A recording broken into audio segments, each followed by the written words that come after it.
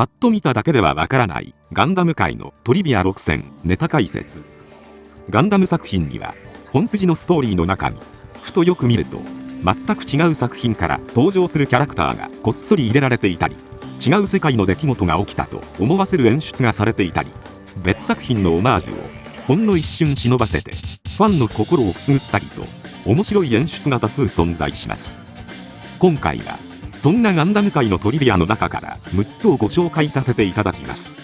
1、ダーン A ガンダムに登場する黒歴史モビルスーツたち。ダーン A ガンダムは機動戦士ガンダムをはじめとした宇宙世紀シリーズのみならず、機動武闘伝 G ガンダムなども含めた全てのガンダム作品の歴史を統括したいという思いを込めて制作されました。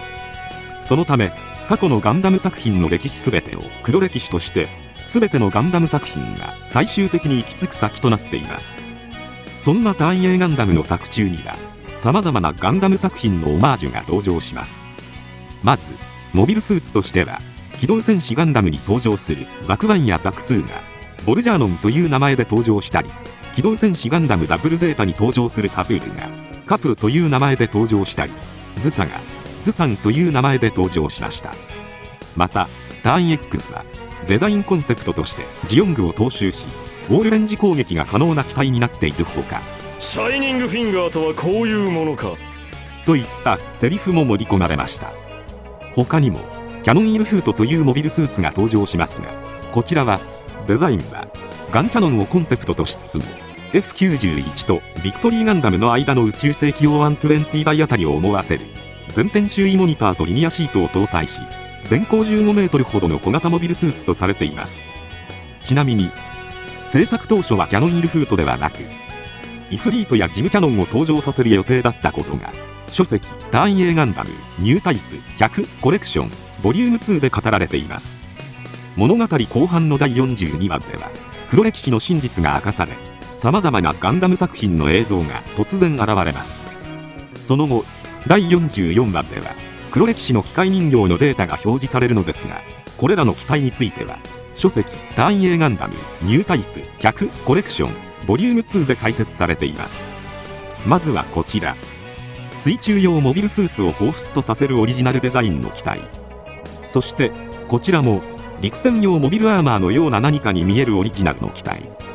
これらは黒歴史のデータ用に新規に書き起こされた機体です。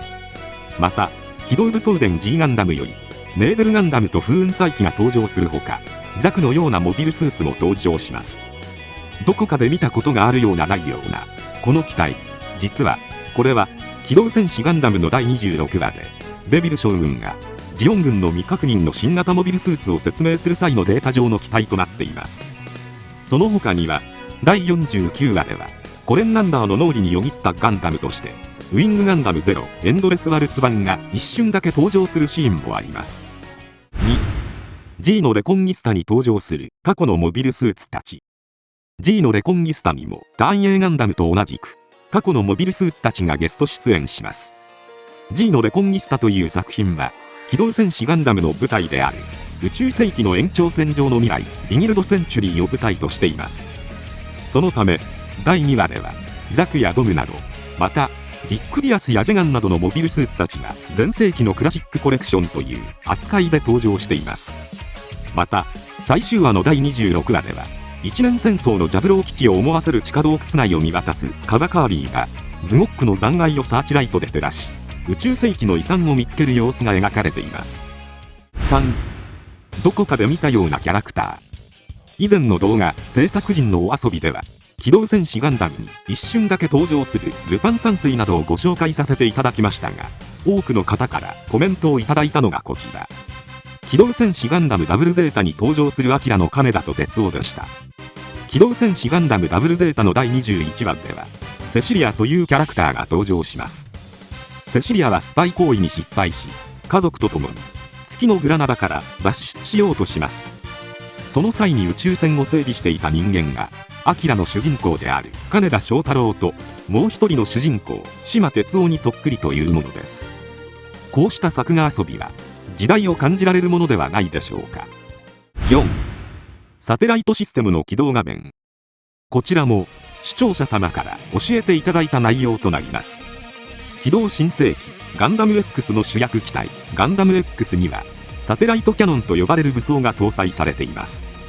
サテライトキャノンは月面にあるマイクロウェーブ送電施設から膨大なエネルギーを受信して撃つというサテライトシステムを利用した兵器ですが、このサテライトシステムの起動画面に書いてある名前、よく見るとガンダム X 制作陣の方々の名前になっています。上から順に高松真嗣監督、シリーズ構成の川崎博之氏、メカデザイナーの大河原邦義と石垣淳也氏、キャラクターデザインの西村信義氏、サンライズプロデューサーの富岡秀幸氏と書かれています。サテライトシステムはこの起動画面の後、謎のブートコードらしき数列が表示されるのですが、もしかするとこの数字にも何か意味があるのかもしれません。5. アスランがカガリに渡した指輪は実は安物。機動戦士ガンダムシードデスティニーの第8話では、オーブに身を寄せていたアスランザラはザフト軍へ戻り、戦争を止めるべく動くことを決意します。そしてカガリとユーナロマセイランの政略結婚の話を面白く思わないアスランはカガリに指輪を渡します。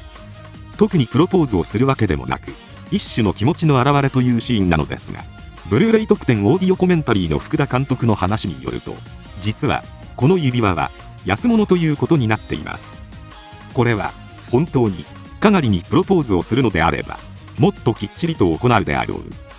という考えから、あえて指輪も高価なものには見えない作画になるように配慮したことが明かされています。6. スレッガーのおふくろさんは実は生きている。指輪といえばもう一つ有名な話があります。それが機動戦士ガンダムに登場するスレッガーローが未来ヤシマン指輪を渡すシーンです。地球連邦軍本部ジャグローでホワイトベースに配属されたスレッガーローですが、宇宙に出た後ソロモン攻略戦の出撃準備を行っていた時でした。スレッガーを気にかける未来の行為に気づくも、そんな未来の行為を受けられるような男じゃないと拒むような態度をとります。しかしおふくろの形見であるという指輪を未来に託し、唇を重ねた後戦場に赴くのでした。しかし書籍機動戦士ガンダム記録全集3には、どこかの誰かが撮影したと言われるフォトアルバムの中にスレッガーの遺品から発見されたおふくろさんとスレッガーの2人が写った写真が掲載されており、スレッガーの母親が実は生きていることが示唆されています。また漫画機動戦士ガンダムデイアフタートゥモロー開始伝のメモリーより一巻では、スレッガーが女性を落とす口説き文句の一つとしておふくろの形見の指輪という話をすることを書いたちに教えているシーンが描かれています。では一体真実はどうなのでしょうか。これについては書籍機動戦士ガンダム宇宙世紀ボリューム2大辞典編で細かく記されており、キャラクターデザインを務めた安彦義和氏曰く、